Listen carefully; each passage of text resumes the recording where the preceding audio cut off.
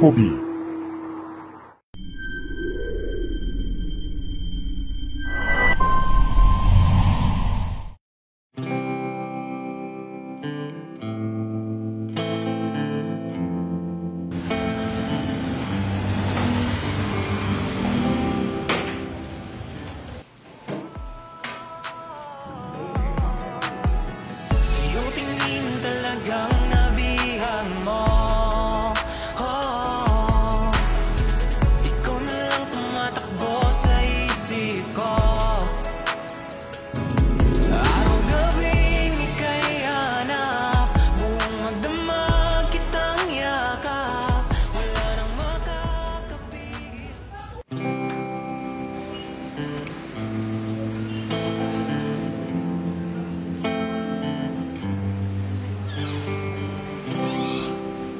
Ano pong ginagawa niyo, Daddy?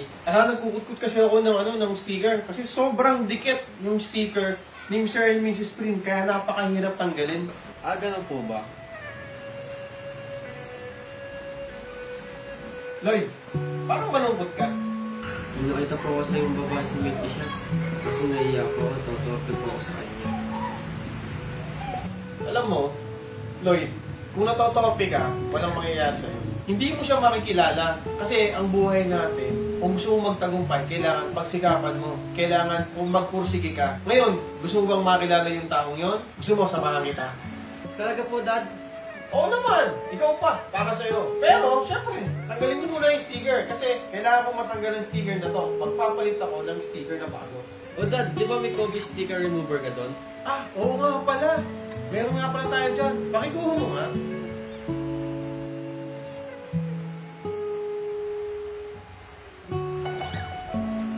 O Dad, ito.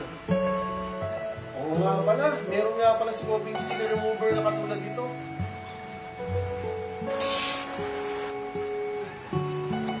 O paano, Dad? Tanggal na. Tara na! Tara!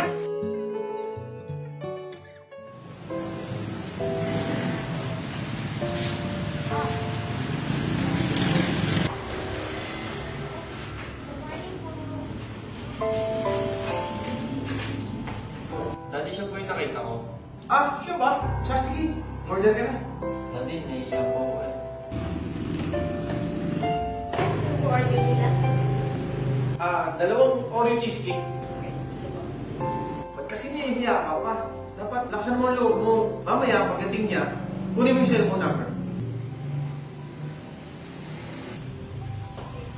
Here's your order transfer. Miss, pwede ko may number niyo?